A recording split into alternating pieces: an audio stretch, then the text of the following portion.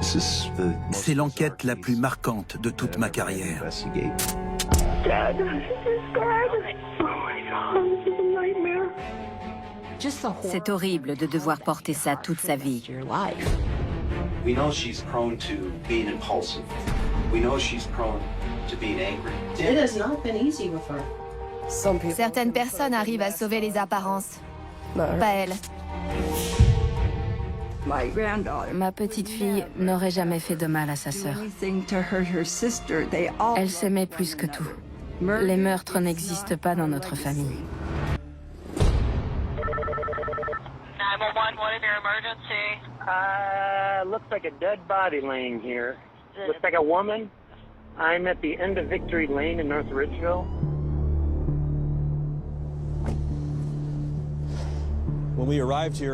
Quand on est arrivé ici, le 15 mars 2015, il avait neigé. Il y avait des tas de neige tout autour. Mais au sol, tout avait fondu. Le corps était par ici, à quelques mètres du trottoir. Et il y avait un tas de neige, juste là. L'état du corps était très choquant. Elle avait les poignets attachés et elle était partiellement déshabillée. On a tout de suite vu que c'était une mort violente. Au début, on ne savait pas qui était la victime. Elle n'avait pas de papier d'identité. Alors on a envoyé un communiqué dans tout le pays. So this is released with great consideration to the families in the community. We are here in North Ridgeville where that press conference did just wrap up a short time ago. Investigators... J'ai entendu parler de cette affaire à la conférence de presse, quand la police a annoncé que le corps d'une femme avait été retrouvé dans un champ. C'est difficile de raconter le moment où on a retrouvé ce cadavre. Il n'y a pas de mots pour expliquer les réactions des gens. C'était du jamais vu. They are also going through some surveillance video in the area and they're asking anyone with information to please give them a call. Quand le corps a été identifié, on a commencé à recevoir des messages étranges. Les gens appelaient les journalistes en disant qu'il y avait des conflits dans la famille de la victime, ce genre de choses. En creusant la dynamique familiale, on a commencé à comprendre.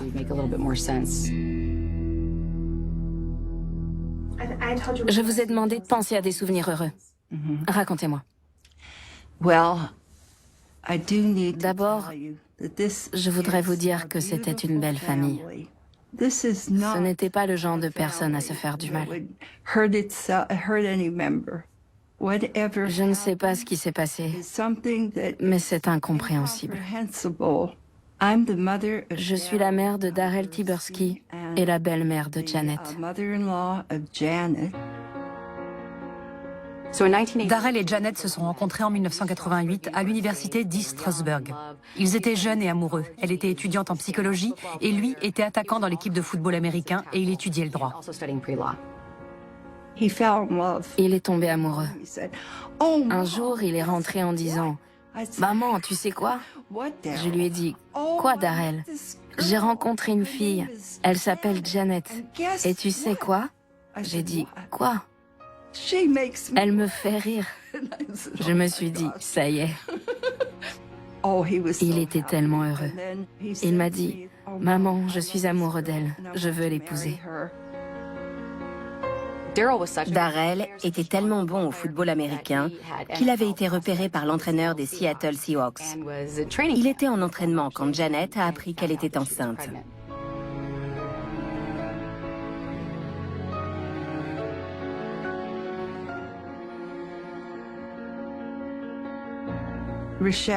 Quand elle avait 3 semaines, Shelly a eu un hémangiome. On aurait dit qu'elle avait une énorme bosse sur le visage. Ça devenait de plus en plus gros et il fallait l'enlever. Quand Janet parlait de la tumeur de Shelly, elle disait toujours que c'était de sa faute. Comme si elle avait mis au monde un enfant imparfait. Et je pense que Darrell l'a toujours vue comme une enfant fragile, dont il devait beaucoup s'occuper. Darrell adorait le football. Mais le pauvre, il était incapable de se concentrer. Il disait qu'il pensait sans arrêt à sa fille.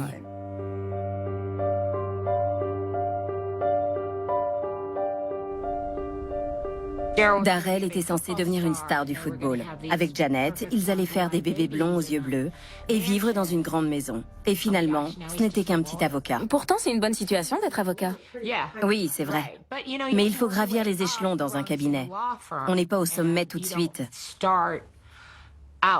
Mais Darrell a travaillé très dur. C'est devenu un très bon avocat. Avec eux, tout était clair. Ils étaient très honnêtes. Ils n'avaient pas d'idée derrière la tête. Ils voulaient juste apprendre à connaître les gens. Janet était un peu plus discrète, plus réservée. Elle était toujours en retrait à observer. Elle était plus calme. Elle restait dans son coin.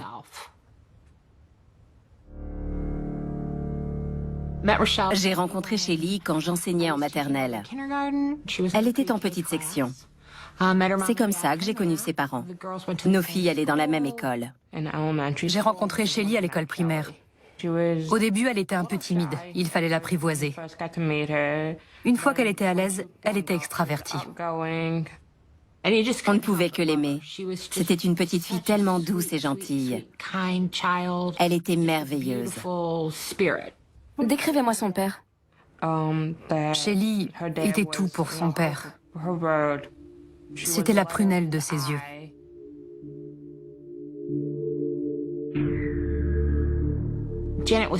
Quand Anna est née, Janet était aux anges. Elle était parfaite. Regardez ma fille comme elle est belle. Elle est magnifique, non? Anna était une petite fille extraordinaire. Elle était jolie et très sûre d'elle. Paige, c'était le bébé de la famille. Personne ne l'a appelée par son prénom avant ses 6 ou 7 ans. Tout le monde disait la petite. Janet n'était pas du tout la même avec ses deux plus jeunes et avec Shelly. Elle a fini par se dire que c'était le vilain petit canard de la famille. Pour Darrell, ses 3 filles étaient parfaites. Il les adorait. Il aurait décroché la lune pour elles. Darrell a très vite gravi les échelons dans son cabinet d'avocat. Il enchaînait les promotions. Mais pour Janet, ça ne suffisait pas. Darrell n'était pas assez bien. La maison n'était pas assez bien. Son travail n'était pas assez bien. Elle rêvait d'être mère au foyer. Et puis, quand elle a pu arrêter de travailler, elle devenait dingue parce qu'elle passait ses journées devant la télé avec les enfants. Et là, elle est devenue parano. Elle disait que Darrell la trompait. Elle voulait savoir ce qu'il faisait, où il allait. Ils se disputaient de plus en plus. Et ça avait un impact sur sa carrière parce que Janet déboulait dans son bureau en hurlant. Les collègues de Darrell les voyaient se disputer. Ils entendaient Janet crier. Il adorait ses filles, mais il n'en pouvait plus de se disputer avec sa femme. Et puis, un malheur est arrivé. Un soir, Darrell est rentré du travail en voiture. En traversant un pont, son véhicule est tombé dans la marina et il est mort dans l'accident. Ses filles avaient 11, 4 et 2 ans.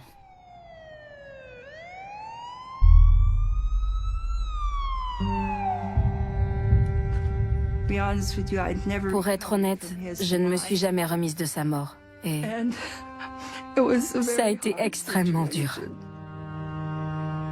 Évidemment, Janet était effondrée. C'est normal. J'ai perdu mon mari aussi, je comprends. C'est très dur. Shelly avait un lien très fort avec Darrell. Elle ne s'est jamais remise de sa mort. Son père lui manquait beaucoup. Tout son monde s'était écroulé. Je me souviens que je suis allée chez eux après la mort de Darrell. Et Janet s'en est pris à Shelly, très violemment. Anna a pris Paige par la main et elles sont montées à l'étage pendant que Janet hurlait sur Shelly. Elle ne s'est même pas rendue compte que les petites étaient parties. À mon avis, Anna s'est dit que sa mère reportait sa colère sur Shelly et qu'elle devait éviter que ça leur arrive, à Paige et à elle.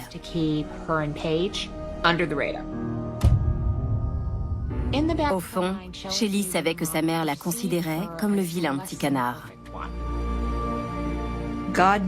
Janet s'est donné beaucoup de mal pour élever ses enfants toute seule en travaillant le soir. Elles s'aimaient toutes les 4. Je voudrais vraiment que vous compreniez ça. Nous sommes une famille aimante. Le meurtre, ça n'existe pas chez nous.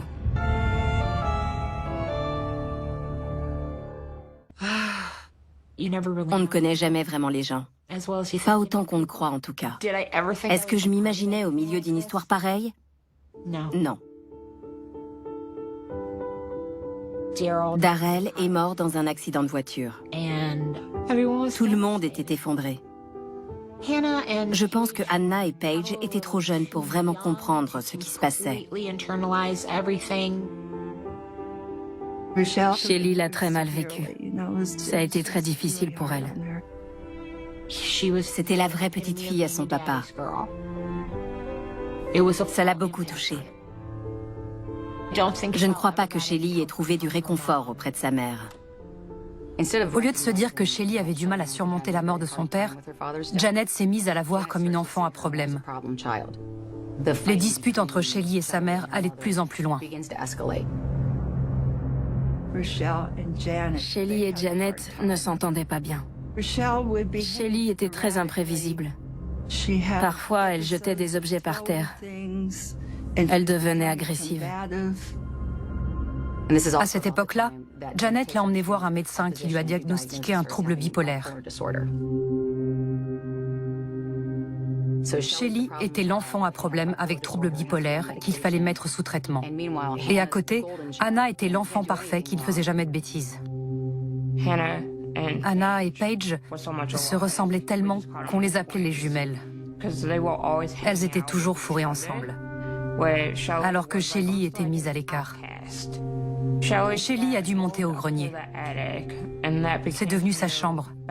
C'est là qu'elle passait tout son temps. C'est un peu comme si elle avait été rejetée par sa famille.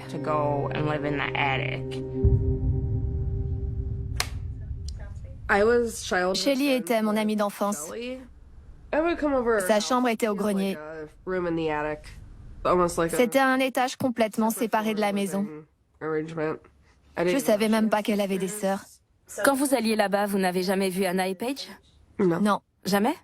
Jamais. Je n'avais jamais rencontré ses sœurs. Je les avais jamais vues.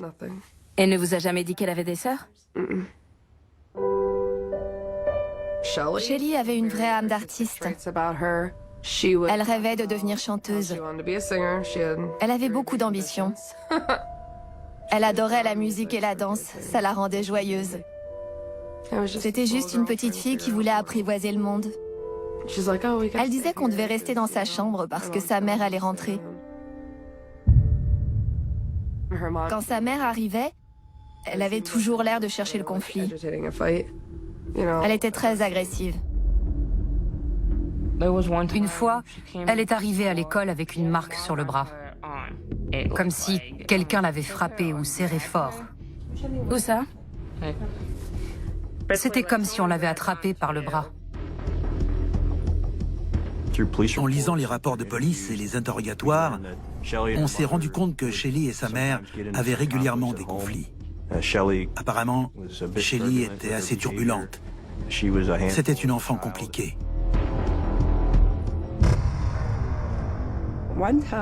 Une fois, je gardais Shelly. Elle est arrivée dans la cuisine et elle m'a mis un coup pour me faire tomber. Je lui ai dit, « Ne t'approche pas de moi, je fais du karaté. » Je n'étais pas vraiment sérieuse. Je voulais juste lui faire peur. Et elle est partie en courant. En 2007, Shelly arrivait à la fin du lycée. Elle avait hâte de quitter la maison de sa mère. Et c'est ce qu'elle a fait. Elle est partie à l'aventure, elle s'est débrouillée. Même en dormant sur le canapé de ses copains, elle a commencé à s'épanouir et à trouver son équilibre. Elle aimait la poésie, ce genre de truc. C'était vraiment sa voix. 10 years ago on August 24th, my father passed away. I'm never going to get over it, but I'm going to learn to forgive and forget. I wrote this piece. Son poème était magnifique. Le titre, c'était La bouilloire de papa. Ça l'a beaucoup touché, je l'ai vu pleurer. The only thing I had of him was his memories. The memory of the tea kettle with the locket and the compass. And told me one day he would look down with the biggest thing, his love.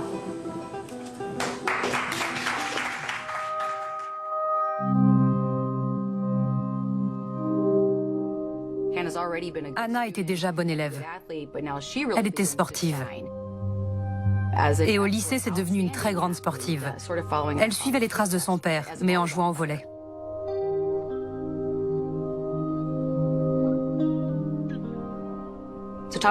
Tommy était un musicien du coin. Il jouait avec un groupe. Elle avait la vingtaine et il avait plus de 40 ans. Il était divorcé et il avait un enfant, mais c'est allé très vite. Et quand je dis ça, je plaisante pas. Au bout de quelques semaines, Shelly a découvert qu'elle était enceinte. Malgré les tensions avec sa mère, elle lui a demandé de l'aide. Janet a accepté de la soutenir pendant la grossesse et Shelly est retournée vivre dans la maison familiale. Mais elle ne devait plus voir Tommy. C'était la condition imposée par sa mère et Shelly a accepté.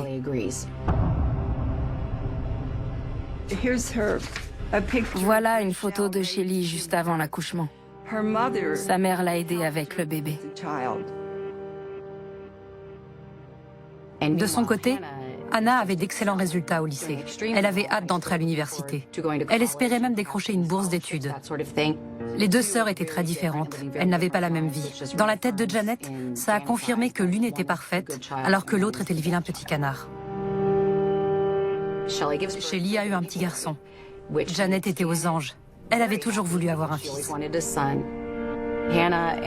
Anna et Paige étaient très heureuses. Le bébé a soudé les trois sœurs. Tout le monde s'est réuni autour de ce petit garçon et ça les a rapprochés. C'était une très bonne mère. Elle était aimante. Cole était tout pour elle. Elle parlait souvent de lui. Elle mettait des photos sur les réseaux sociaux.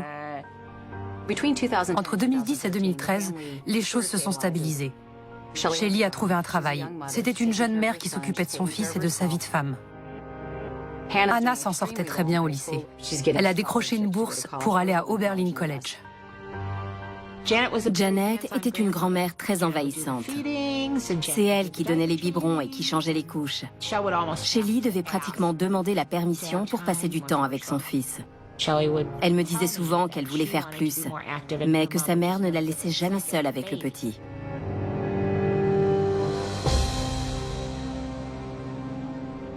À cette période, Tommy ne voyait jamais Shelly et son fils. Et Janet en était très contente. Mais quand son ex-femme est décédée, il a traversé une période difficile et il est entré aux alcooliques anonymes. Son parrain l'a encouragé à développer une relation avec le fils de Shelly. En plus de revenir dans la vie de son fils, il a repris contact avec Shelly. Tout a recommencé comme à leur rencontre. Ils s'aimaient comme au premier jour.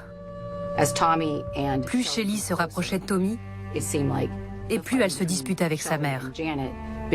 La période heureuse était terminée.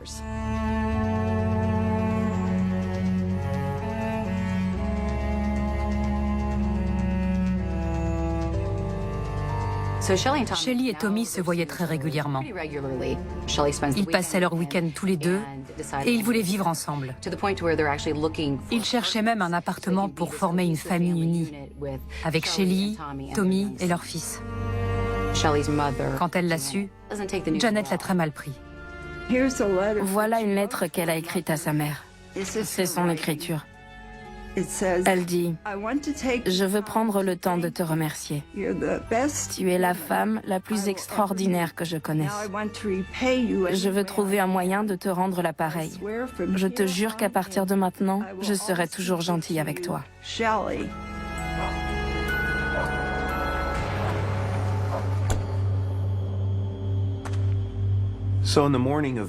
Le matin du 15 mars 2015, un homme est allé vérifier l'avancée des travaux qui avaient commencé autour de Victory Lane. Il y avait un tas de neige au bout du cul-de-sac, là où le chasse-neige était passé. En regardant derrière le monticule, il a vu quelque chose qui ressemblait à une femme à moitié nue.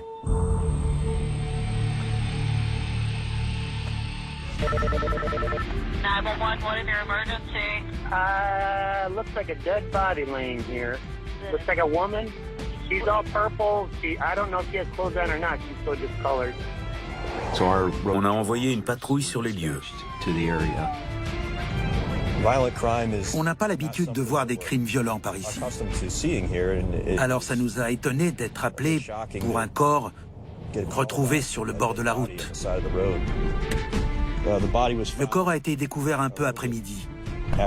Les enquêteurs sont arrivés sur les lieux pour établir le périmètre de sécurité et prendre des photos du corps et de la scène de crime. On ne savait pas vraiment à quel genre de crime on avait affaire. Il n'y avait pas de sang sur le corps, uniquement sur le visage de la victime. On ne savait pas si elle avait été tuée par balle, à l'arme blanche, à main nue ou un peu des trois. Elle était attachée avec un sac en plastique noir qui lui entourait les poignets. On a retrouvé des signes de lividité sur le corps. C'est ce qui arrive quand le sang s'accumule dans la partie inférieure du cadavre. Ces traces de lividité ne collaient pas avec la position du corps. On en a déduit que la victime avait trouvé la mort ailleurs et qu'elle avait été déplacée. Le corps a été retrouvé près du péage qui marque l'entrée en Ohio, sur l'autoroute 80. La victime avait peut-être été tuée ailleurs et transportée à cet endroit, peut-être même d'un autre État. On ne connaissait pas l'identité de la victime. On n'avait ni portefeuille, ni sac, ni permis de conduire. À part sa description physique, on n'avait aucun moyen de savoir qui c'était. On a relevé les empreintes de la victime, mais elles n'étaient pas référencées. Alors au bout de 36 heures, on a décidé de faire circuler une photo du visage de la victime. Plus tard dans la soirée, la police de Lakewood a été contactée par une femme qui s'est identifiée sous le nom de Janet Tyburski. I just saw a picture of my daughter. The missing girl's my daughter. You saw a picture where? Channel 8. Dead. She's dead. Oh my God, it's a nightmare. La police de Lakewood nous a contactés. Ils nous ont dit que Janet les avait appelés pour leur dire que la victime était sa fille, Shelly. Alors j'ai appelé l'inspecteur West et on est allé au domicile des Tyburski, à Lakewood.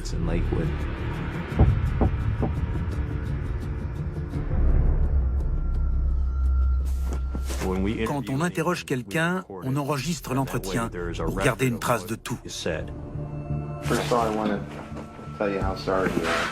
Thank you. I'm just trying to locate you. I'm sorry. Oh, no, not at all. We're sorry. I can't imagine. Janet était exactement ce qu'on imagine chez une mère en deuil. Elle venait de perdre sa fille. Anna était là. Elle avait l'air bouleversée, elle pleurait.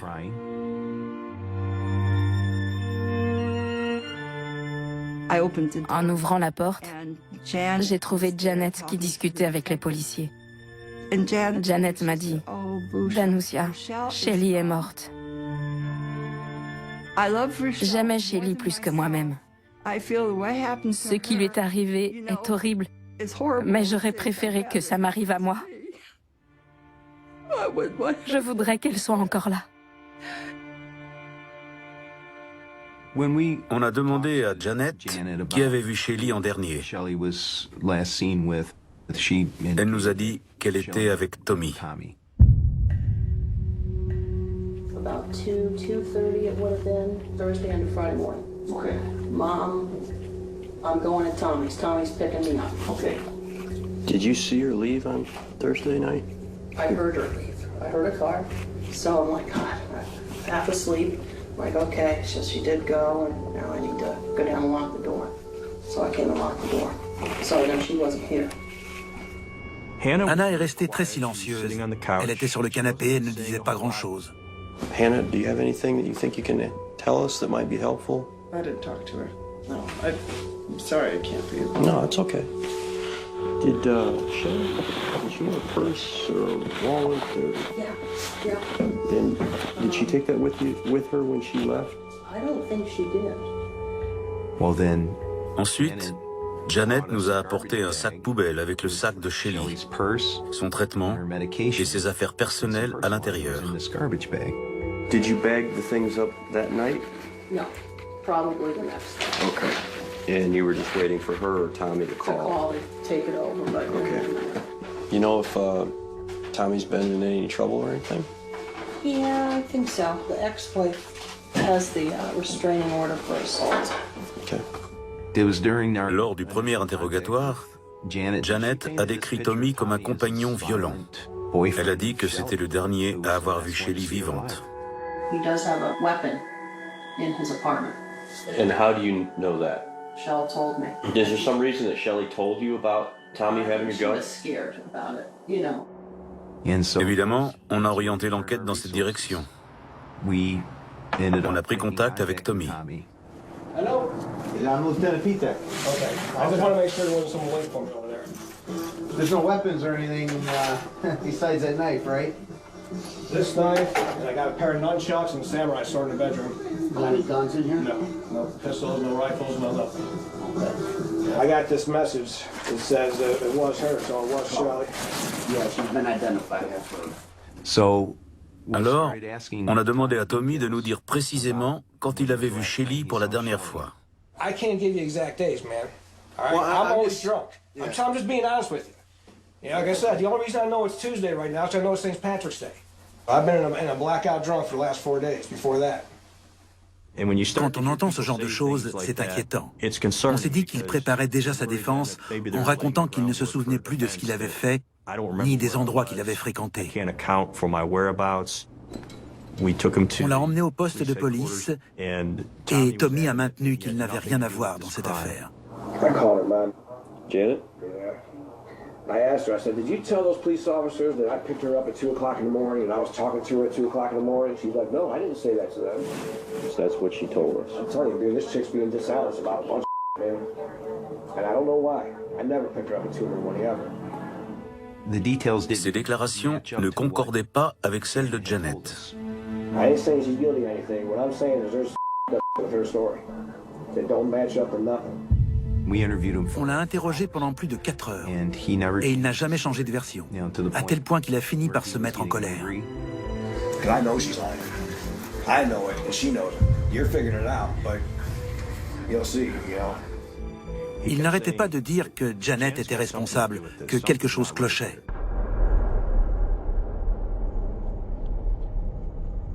On savait que le tueur avait certainement été filmé près de la scène de crime. Il y avait des magasins équipés de caméras de surveillance tout autour. Entre autres, il y avait le bar qui est juste là. Leurs caméras filmaient toutes les voitures qui passaient sur Victory Lane.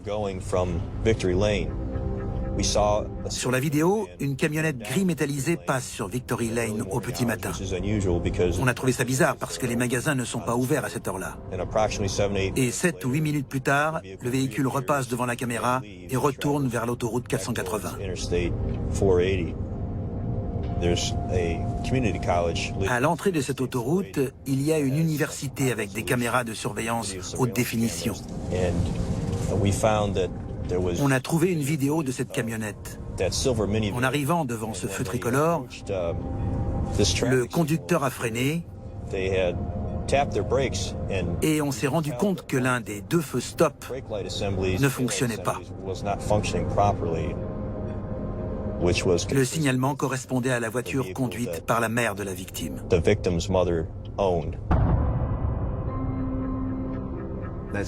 On a obtenu un mandat de perquisition sur le véhicule. À ce moment-là, on ne se disait pas encore que Janet était responsable de la mort de sa fille. On a pensé à la sœur.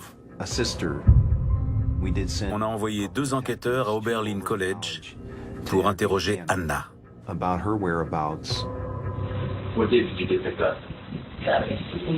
Elle nous avait dit que sa mère était venue la chercher pour qu'elle fasse des recherches sur son ordinateur.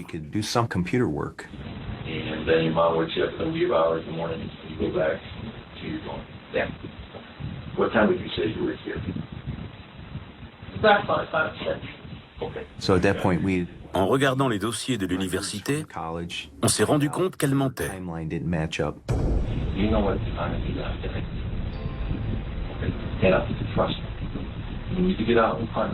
Au début de l'interrogatoire, on avait dit à Anna qu'elle était libre de partir.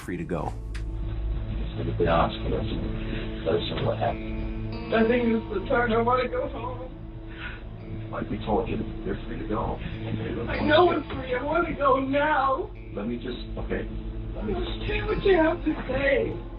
It's so upsetting to hear. It's just that I can leave. Get the buzz out. Okay. Yeah, but understand. Okay, man, there's some consequences that you have to take into consideration. This is not going away, Dennis. It's not going away. So, on avait une suspecte qui ne coopérait pas. Ça nous a confirmé qu'on était sur la bonne voie.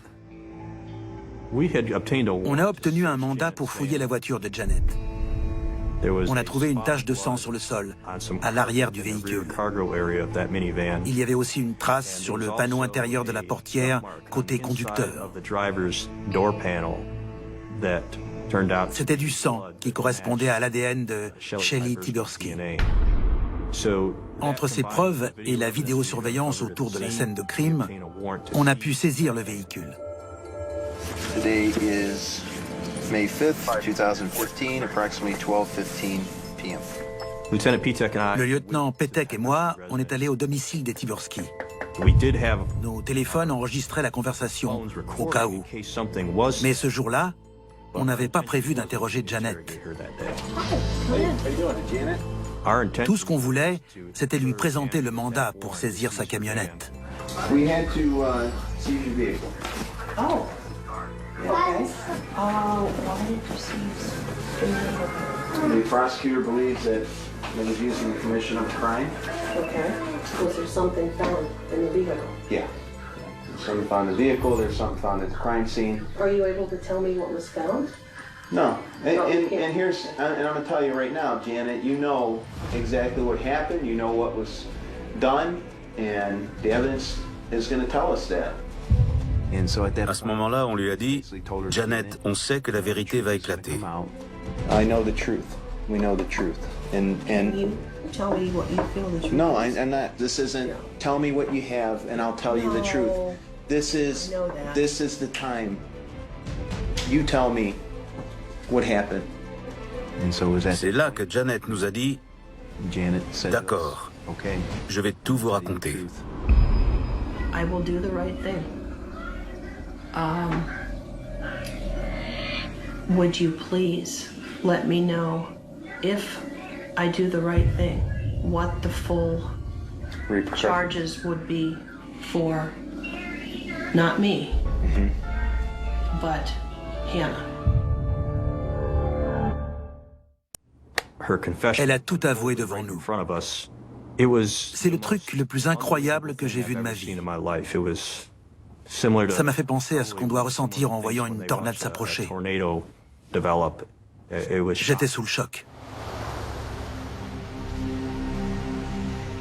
No one's gonna believe it, so I'm gonna tell you.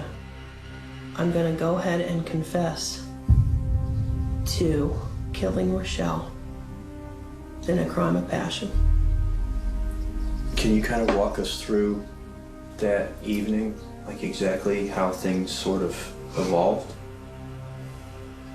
She was very difficult that night. You know, I had told her I need to work on getting at least temporary custody of Cole, and she was off. She threw the chair that night. I felt Cole's safety was definitely at risk.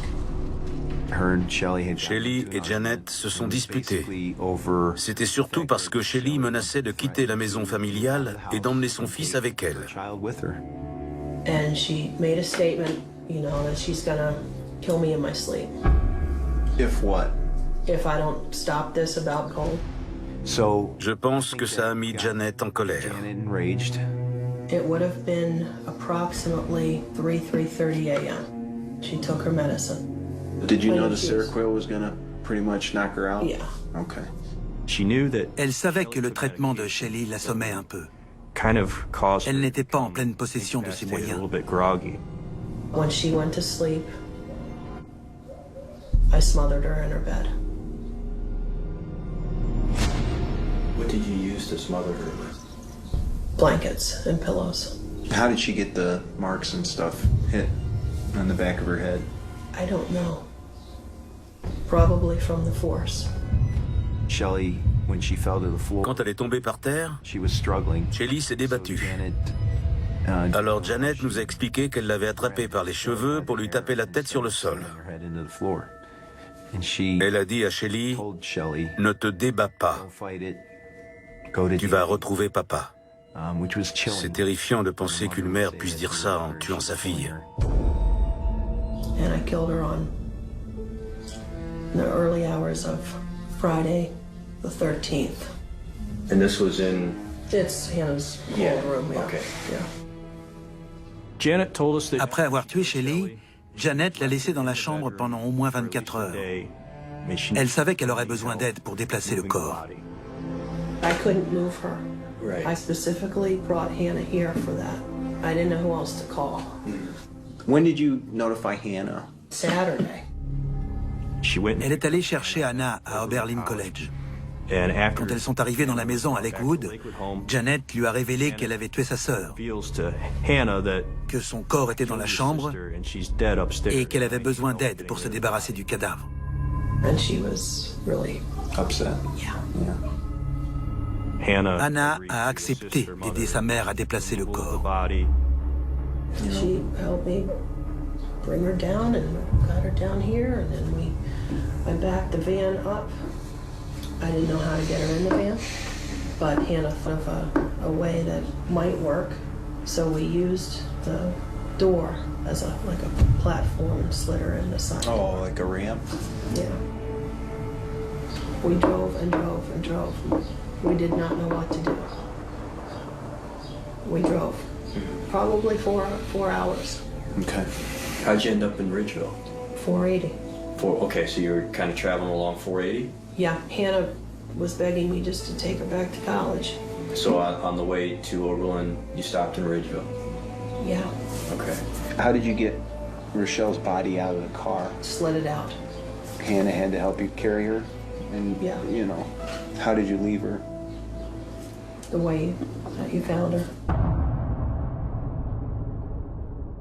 Pendant l'interrogatoire, Anna a appelé sa mère.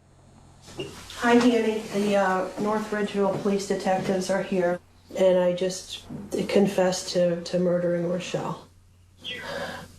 Yeah, I'm telling them everything that happened, and I know that they feel that you're an accessory after the fact, though, honey. I love you, Hannah. And I'm sorry for involving you in this and moving her body. I'm so sorry, honey.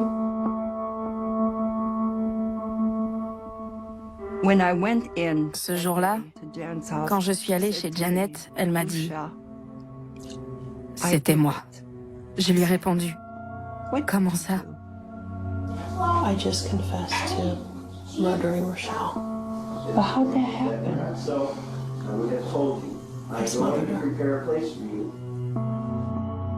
Je l'ai regardée et j'ai dit « C'est pas possible ». J'ai levé les yeux vers le ciel, j'étais sous le choc. Je n'arrivais pas à le croire. Elle avait traversé tellement d'épreuves avec Shelley. Et je savais qu'elle l'aimait plus que tout, quoi qu'il arrive.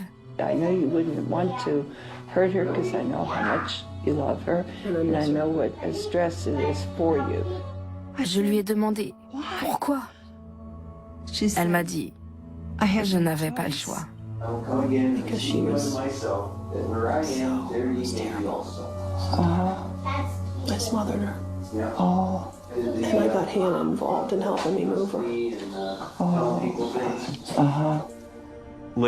Plus tard dans la journée, on a envoyé des enquêteurs à Oberlin pour recueillir le témoignage d'Anna. Why do you think she killed him? A burden and a sort of a chaos in the house. Were you familiar with the life insurance policy your mother had for your sister? No. Au cours de l'enquête, on a appris que Janet avait souscrit à une assurance vie importante pour seulement l'une de ses 3 filles, Shelley. Elle devait gagner une grosse somme d'argent si Shelley venait à mourir. À mon avis, ça l'a poussée à passer à l'acte. À votre avis, pourquoi Anna a aidé sa mère au lieu de vous appeler? Elle était prise entre deux feux. D'un côté, il y avait sa mère qu'elle aimait et qu'elle voulait protéger. De l'autre, il y avait sa sœur qu'elle aimait aussi.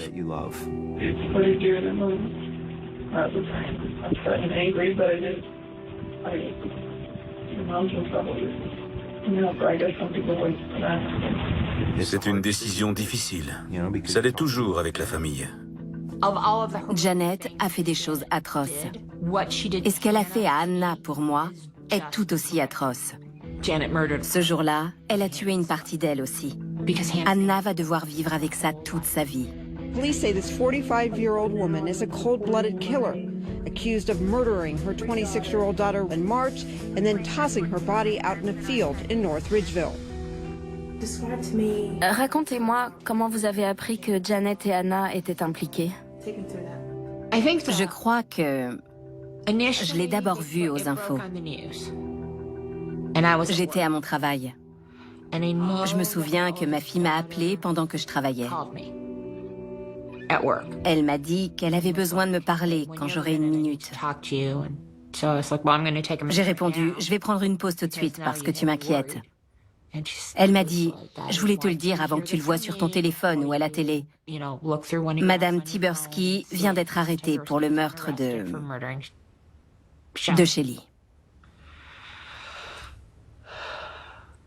Qu'est-ce que ça vous a fait? C'était horrible. Je me souviens d'avoir dit à ma fille, est-ce qu'elle est derrière les barreaux?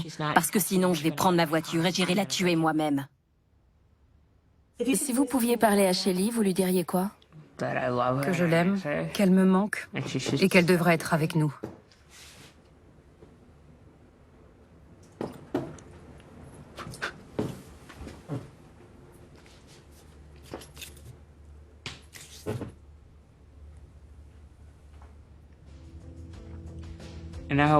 J'espère que Janet va rester en prison et qu'elle ne verra plus la lumière du jour.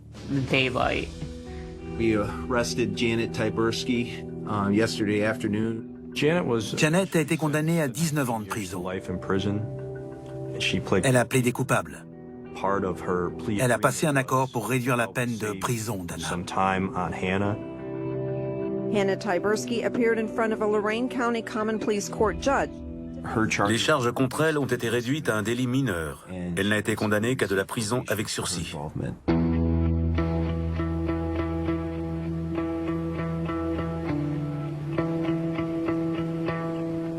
Comment on peut faire un truc pareil? Shelly méritait pas ça. Maintenant, son fils n'a même plus de parents. Je ne sais pas ce qui s'est passé, ni comment c'est arrivé. Mais je sais que Janet aimait Shelly, et Shelly aimait Janet. Vous pensez que si le père de Shelly avait survécu, elle serait encore là aujourd'hui? Bien sûr. Darrell ne l'aurait jamais laissé faire du mal aux filles. He took me by the hand, and he said, Bella, if you look up at the stars, I'll be watching over you always and forever.